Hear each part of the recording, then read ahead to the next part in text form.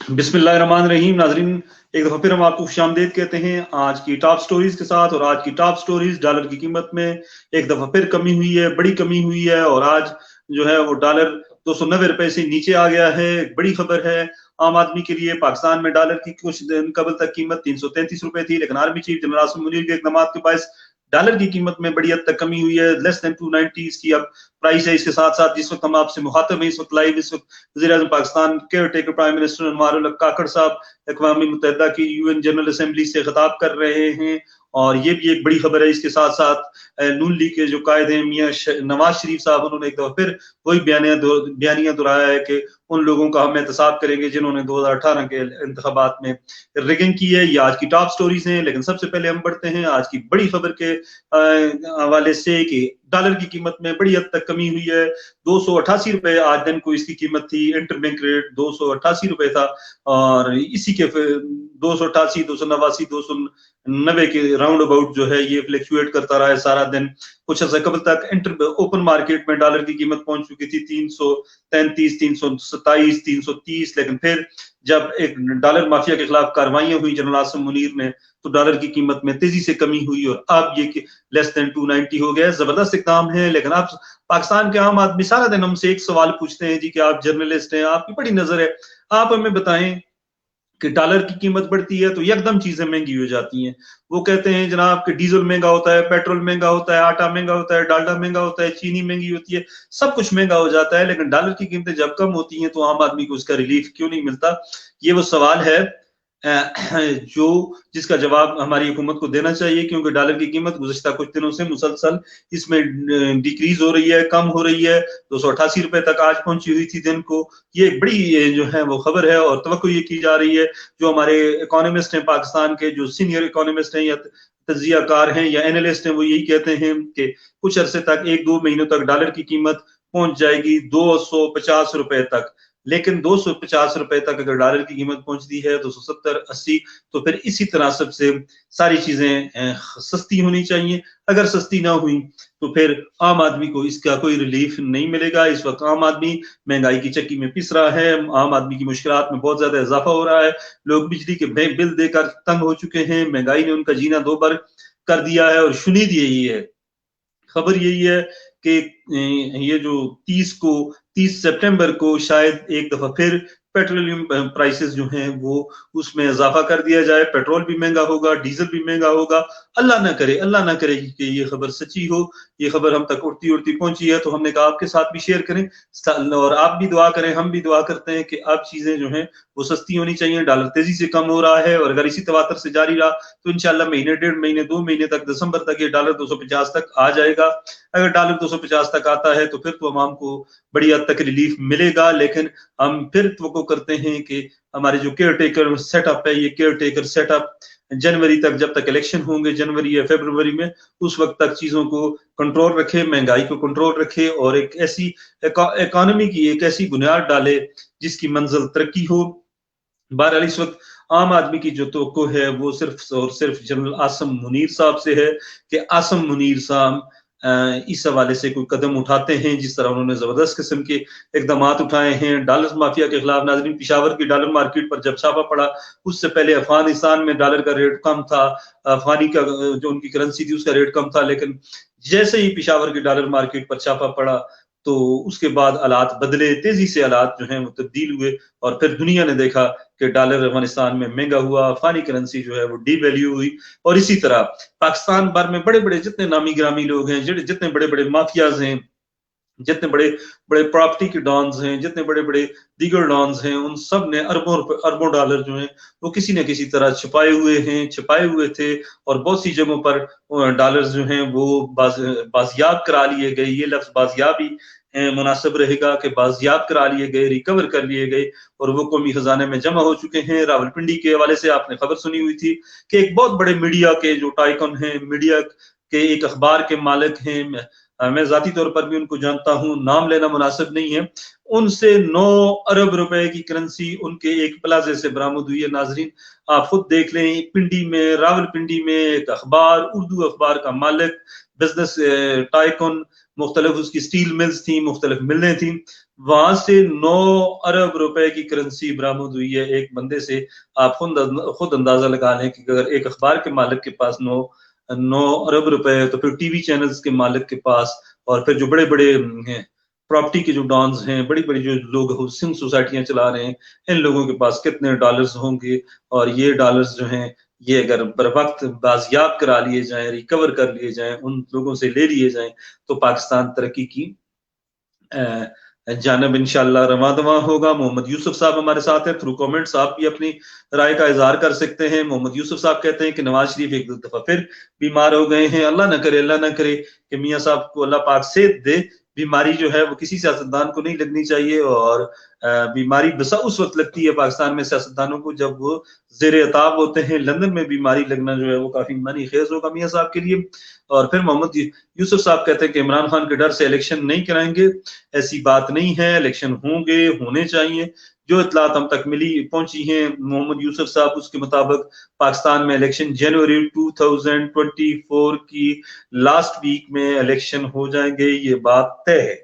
इस हवाले से एक होमवर्क मुकम्मल कर लिया गया है, काम शुरू है, और आरओज वगैरह की तैनातियां भी हो गई हैं। हल्का बंदियों के हवाले से सिर्फ जो है वो काम अभी तक पेंडिंग है। अल्लाह करे 30 नवंबर तक हल्का बंदियां भी फाइनल हो जाए, तो उसके बाद चीजें बेहतर हो जाएंगी। बहरहाल हम बात कर रहे थे कि डॉलर माफिया, नाजरीन डॉलर माफिया बहुत ताकतवर है पाकिस्तान में, और इस ताकतवर माफिया पर हाथ डालना यकीनी तौर पर एक जबरदस्त इकदाम है। और army chief general Syed Asim Munir साहब को यकीनी तौर पर क्रेडिट मिलता है।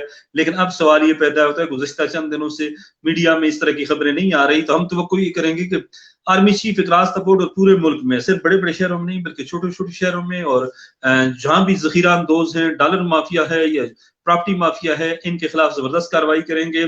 और जितने भी इनके पास गैर कानूनी दौलत है, वो दौलत इनसे लेकर आम शहरियों को दी जाए। और हम ये तवक्को करते हैं, हम ये तजवीज भी देते हैं, पहले भी दी है, आज भी देंगे, कि हमारी इंटेलिजेंस एजेंसीज जो इंफॉर्मेशन बेस्ड ऑपरेशन करती हैं, उन लोगों के खिलाफ, जो लोग जखीरा अंदोज हैं, जो लोग लूट मार करते हैं चीजों को जखीरा करके, उनसे जो चीज बरामद हो वो बिल्कुल फ्री ऑफ कास्ट जो है वो गरीबों में तकसीम कर दी जाए।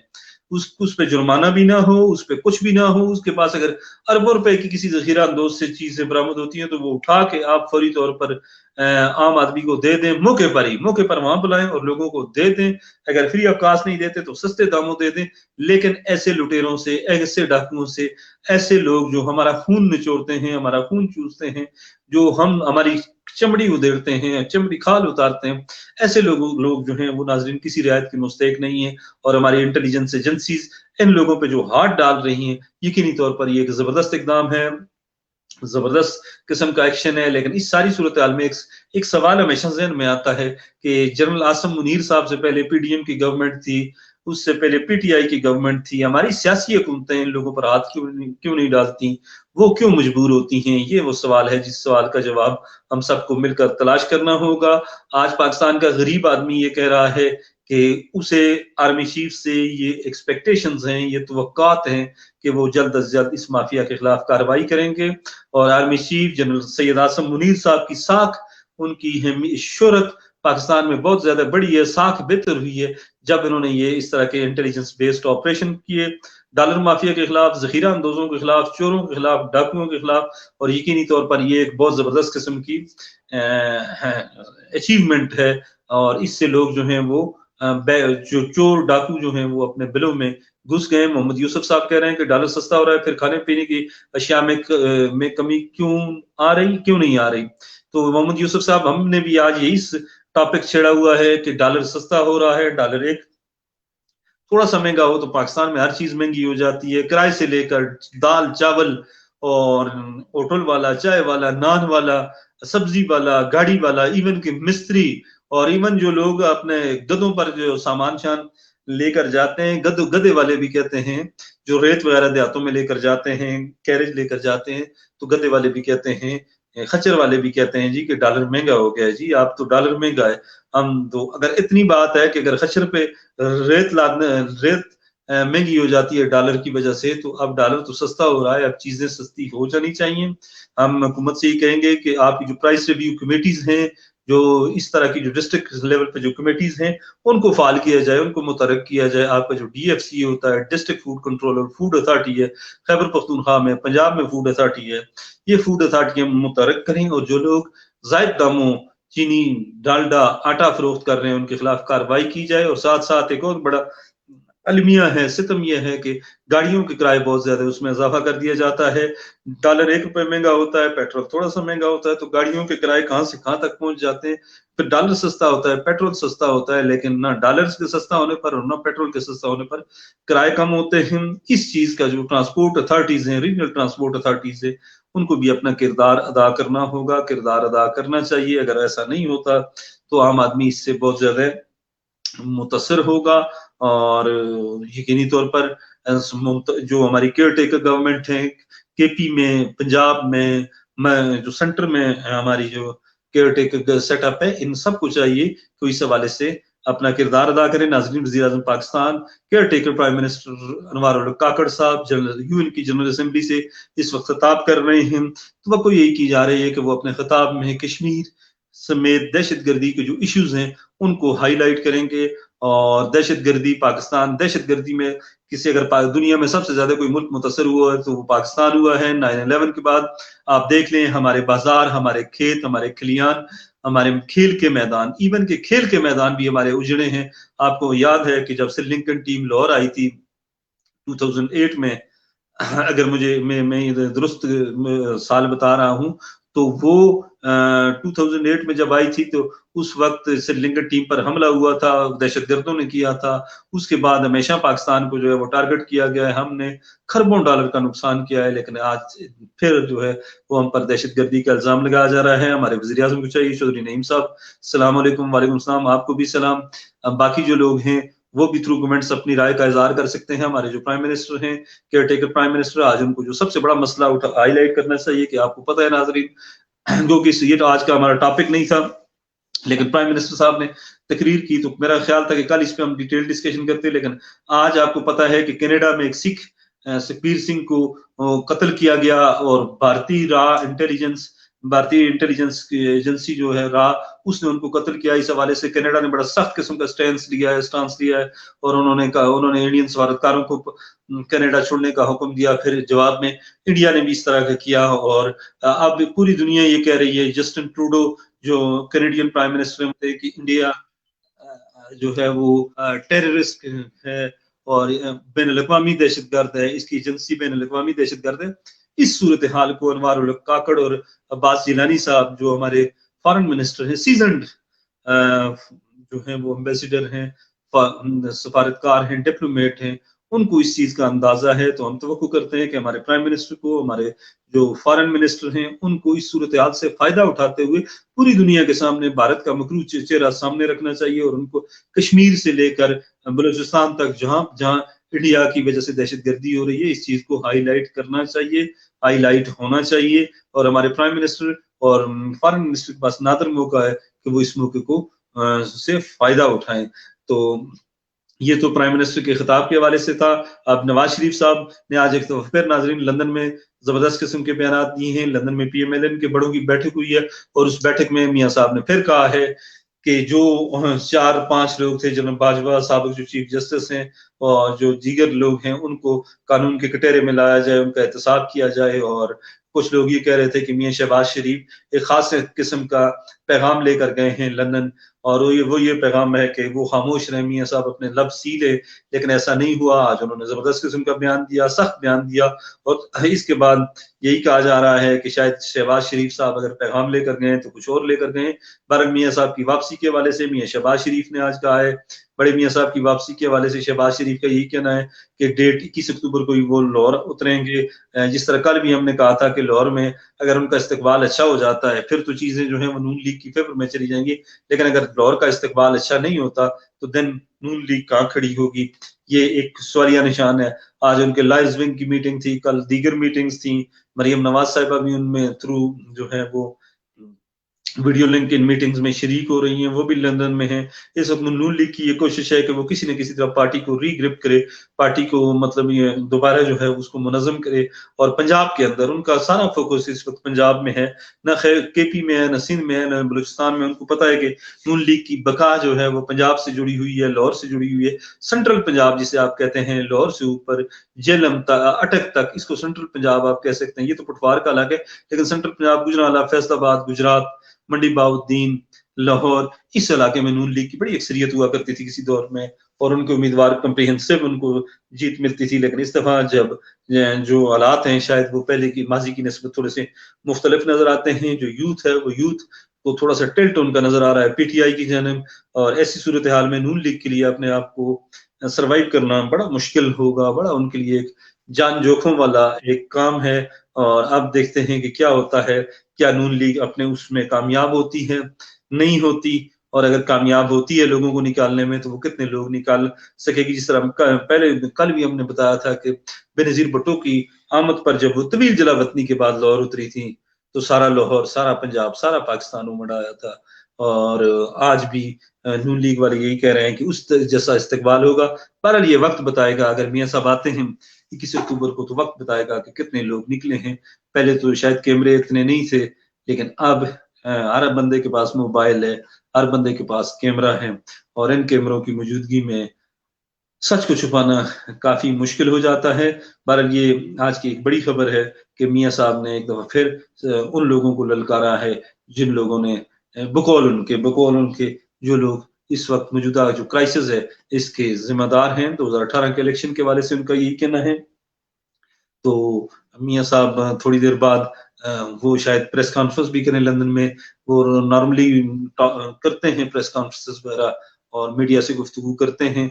बहरहाल अल्लाह करे, जिस तरह मोहम्मद यूसुफ साहब ने कहा था कि मियां साहब फिर बीमार होंगे, अल्लाह करे वो इस दफा बीमार ना हो बल्कि पाकिस्तान आए। और लीडर्स वही होते हैं नाजरीन जो अपने मुल्क में आकर हालात का मुकाबला करते हैं, जबर का मुकाबला करते हैं, जेलों का मुकाबला करते हैं, काल कोठड़ियों का, बंद कोठड़ियों का मुकाबला करते हैं। और नाजरीन बड़ी तारीखी तौर पर आपने भी हिस्ट्री पढ़ी होगी, हम भी हिस्ट्री के स्टूडेंट हैं और साफत के भी स्टूडेंट हैं। हिस्ट्री के स्टूडेंट की हैसियत से हमेशा हमें ये कहा जाता है कि जुल्फिकार अली भुट्टो को जब डील की ऑफर की गई तो अजीम भुट्टो बहुत अजीम लीडर थे, उन्होंने बहुत कुछ मुसलमानों को दिया।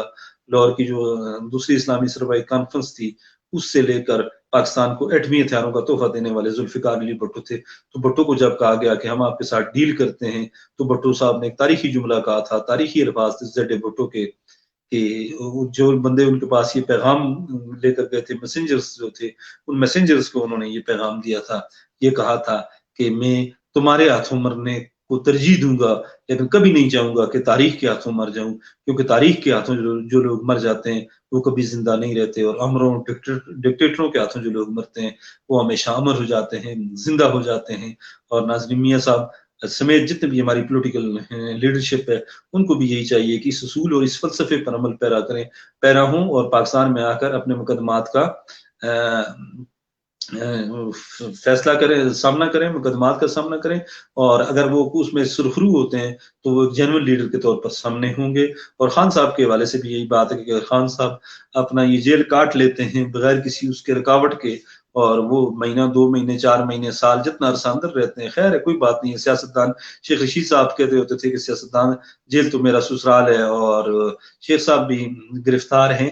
बारा चौधरी नईम साहब कहते हैं कि बहुत खरी और सच्ची बातें करते हैं। सरदार साहब आप चौधरी साहब बस क्या करें, लोग जो हैं वो यही सुनना चाहते हैं, सच टिल्ट करते हैं जब आप सोशल मीडिया पर अपना झुकाव करते हैं किसी सियासी पार्टी की जानब, तो लोग जो हैं वो थोड़ा सा मुतनफर होते हैं, बुरे बुरे तबसरे करते हैं, गालियां भी देते हैं। हमें सबसे पहले कल भी हमने बात की थी कि हमें बतौर जर्नलिस्ट, बतौर सिटीजन, बतौर पाकिस्तानी, बतौर सोशल मीडिया एक्टिविस्ट, हमें सिर्फ पाकिस्तान सबसे पहले मुकदम रखना चाहिए।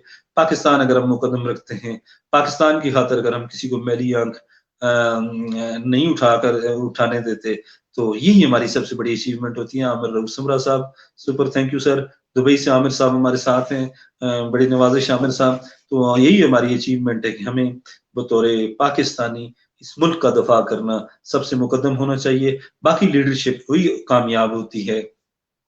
तारीख में उसी का नाम लिखा जाता है। जो जेन्युइन लोग होते हैं, जो जेन्युइन पॉलिटिशियंस होते हैं, जिनकी रूट्स जड़ों में होती हैं, अवाम में होती हैं, जिनकी जड़ें अवाम में होती हैं, और वो लोग जो नाम निहाद होते हैं, जो आर्जी तौर पर आते हैं किसी शोहरत की वजह से या किसी और की वजह से, और वो आकर अवाम को अगर कोई बेवकूफ बनाकर एक आध दफा या दो दफा जीत जाता है, तो ये जेन्युइन लीडरशिप नहीं होती। आज भुट्टो को मरे हुए 1979 से लेकर तकरीबन 44 ईयर्स हो गए हैं, 45 बरस होने वाले हैं। 44 बरसों में अगर आज भी कोई नारा लगाता है कि भुट्टो जिंदा है, हर घर से भुट्टो निकलेगा, तो उसकी बुनियादी वजह यह है कि भुट्टो एक नजरिए का नाम था, एक सोच का नाम था, एक फिक्र का नाम था, और भुट्टो साहब ने जो काम किए वो काम बोलते हैं। यही वजह है कि आज की जो हमारी जेन्युइन लीडरशिप है, अगर वो लीडरशिप जेन्युइन है, अगर वो अच्छे काम करती है, तो देन इनके नाम भी हमेशा तारीख में लिखे जाएंगे, अमर हो जाएंगे। लेकिन अगर ये कोई जेन्युइन काम नहीं करते, हम अमीन नुमाइंदगी प्रॉपर तरीके से नहीं करते, और ये अगर हालात के जबर का सामना नहीं कर सकते, नाजरीन वो सियासतदान ही नहीं हो सकता जो जबर का मुकाबला न कर सके, जो जुल्म का मुकाबला न कर सके, जो जेल की काल कोठड़ी का मुकाबला न कर सके, जो हवालात का मुकाबला न कर सके, जो सख्त मौसम का मुकाबला न कर सके, जो जमीन पर सोने से डरे, जो खाने से डरे, जो जेल की पानी पीने से डरे, जो जेल जाने से डरे, वो नाज़रीन जेन्युइन सियासतदान नहीं हो सकता। पाकिस्तान समेत जो थर्ड वर्ल्ड है, हम थर्ड वर्ल्ड के लोग हैं, थर्ड वर्ल्ड के हम रहायशी है, तीसरी दुनिया में जेल एक दूसरा घर होता है सियासतदानों का, और जेल से प्यार करने वाले सियासतदान अवाम के दिलों पर राज करते हैं। नाज़रीन नेल्सन मंडेला साउथ अफ्रीका के प्रेसिडेंट थे, 28 बरस उन्होंने जेल काटी, 28 बरस तक वो जेल में रहे, और जहां वो तकरीर कर रहे थे, वहां से जब उन्हें गिरफ्तार किया गया, तो नेल्सन मंडेला 28 वर्षों बाद जब बाहर निकले, तो उन्होंने कहा, उसी जगह से तकरीर शुरू की थी और कहा था, तारीखी लफ्ज नेल्सन मंडेला ने कहते कि हाँ तो ये मैं कह रहा था, हाँ तो ये मैं कह रहा था, उसी जुमले को उन्होंने उठाया। और 28 वर्षों बाद भी नेल्सन मंडेला ने वो अपनी स्ट्रगल, वो जदोजहद नहीं छोड़ी, और फिर दुनिया ने देखा कि नेल्सन मंडेला ने आमरों को, जालिमों को, जाबरों को मजबूर कर दिया। नस्ली जो वहां पर एक इम्तियाजी वो था, क्या कहते हैं, इम्तियाजी उसमें था कि वहां पर सफेद लोग भी हुक्मरान थे, सफेद रंग वाले, काले जो थे, स्याह रंगत वाले, वो महकूम थे, और हाकम गोरे थे। वो चीज नेल्सन मंडेला ने खत्म की। आज भी आप साउथ अफ्रीका की टीम में देख सकते हैं, गोरे भी हैं, काले भी हैं, वहां पर एक जमहूरियत है, और उसकी बुनियाद नेल्सन मंडेला ने रखी। तो ये चीज हमारे सियासतदानों के लिए मतलब एक मिसाल होनी चाहिए, काबिल तकलीद चीज है, और हमारे जितने लोग हैं उनको नेल्सन मंडेला जैसे अजीम जो पॉलिटिशियन थे उनकी तकलीद करनी चाहिए। नेल्सन मंडेला बहुत बड़ा आदमी था, और हमारे जितने भी सियासतदान हैं, मियाँ साहब हैं या खान साहब हैं या कोई भी हैं, उनको ऐसे लोगों की तकलीद करनी चाहिए। अगर इसी तरह वो डट कर मुकाबला करते हैं, तो फिर वो जेन्युइन सियासतदान होंगे। मियाँ साहब के लिए बड़ा टेस्टिंग टाइम है कि 21 अक्टूबर का उन्होंने ऐलान कर दिया है। अगर 21 अक्टूबर को नहीं आते या शेड्यूल चेंज करते हैं, तो फिर उनका वोट बैंक जो पंजाब में है उसको एक बहुत ज्यादा डेंट लगेगा और बहुत ज्यादा मुतासर होगा। बहरहाल अल्लाह करे कि मियाँ साहब आए, वो इस मुल्क के शहरी हैं, वो भी कानून का सामना करें। जो वो कन्विक्टेड है, वैसे जो उनको सजाएं मिली हैं, उन सजाओं के खिलाफ वो अपील करें, और अपील करना उनका बुनियादी आईनी हक है। मुकदमात को फेस करना उनका बुनियादी आईनी हक है। वो वकील करें, अगर वो अपना फेस करें, वो अगर बरी हो जाते हैं, तो ये ज़ाहिर बात है हमारी अदालतें हैं, हमें अपनी अदलिया पर, हमें अपनी जुडिशरी पर, हमें अपनी सारी इस अदलिया के सिस्टम पर एतमाद करना चाहिए। और अगर वो बेगुनाह हैं तो वो जरूर यहाँ से वो हो जाएंगे, बरी हो जाएंगे। बहरहाल नाजरीन, ये सियासी टॉपिक थे, और आखिर में हम बात करेंगे पाकिस्तान क्रिकेट टीम की। आज वर्ल्ड कप के लिए अनाउंसमेंट हुई है, और वर्ल्ड कप के लिए पाकिस्तान क्रिकेट टीम का ऐलान कर दिया गया है। ज्यादातर लोगों ने आज यही कहा है कि मेरिट हार गया, दोस्ती जीत गई। सुबह सुबह तो जब ये पोस्टें लगी या ट्विटर पे जब ये ट्रेंड बने, ट्विटर पे जब लोगों ने ट्वीट किए, तो समझ में नहीं आ रहा था कि ये क्या कह रहे हैं। लेकिन जब थोड़ी देर बाद हम एक जनाजे में थे, जनाजे से फारग होकर जब देखा, जब कौमी टीम की उस लिस्ट पर ना जो है वो नजर पड़ी, तो उसमें जब देखा तो दोस्त ज्यादा थे, मेरिट हमें भी थोड़ा थोड़ा कम नजर आया। बहरहाल बहुत से अच्छे खिलाड़ी चुने जा सकते थे, पिक किए जा सकते थे, वो नहीं हुए। अमाद वसीम के हवाले से बड़े लोग बात कर रहे थे, सरफराज अहमद के हवाले से लोगों का बड़ा एक वो था कि वो आ जाएं, और साथ साथ मोहम्मद आमिर के हवाले से लोग कह रहे थे कि मोहम्मद आमिर भी आ जाएं। لیکن ایسا نہ ہو سکا، اور وہی ٹیم ہوئی، وہی ٹیم منتخب ہوئی جس کی توقع کی جا رہی تھی، جو آلریڈی ایشیا کپ میں بدترین شکست کا سامنا کر کے آئی۔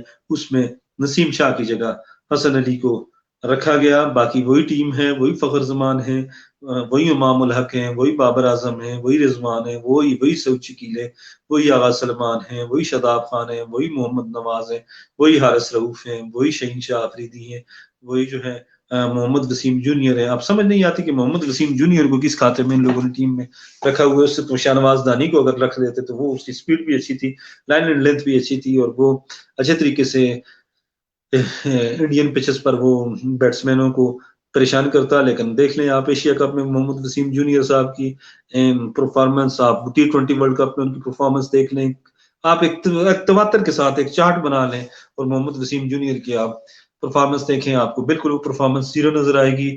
لیکن پتہ نہیں وہ کس کے دوست ہیں، شاید وہ بابر اعظم کے ہی دوست ہوں گے، کیونکہ اس وقت بابر اعظم کے جو جتنے بھی دوست ہیں وہ ان ہیں، اور یہ دوستیاں جو ہیں یہ ہمیں برباد کر رہی ہیں کرکٹ میں۔ محمد وسیم جونیئر ہیں، اسامہ میر ہیں، افتخار احمد بھی ہیں، اسامہ میر بھی ہیں، اور ہمارے جو حسن علی صاحب ہیں وہ بھی ہیں۔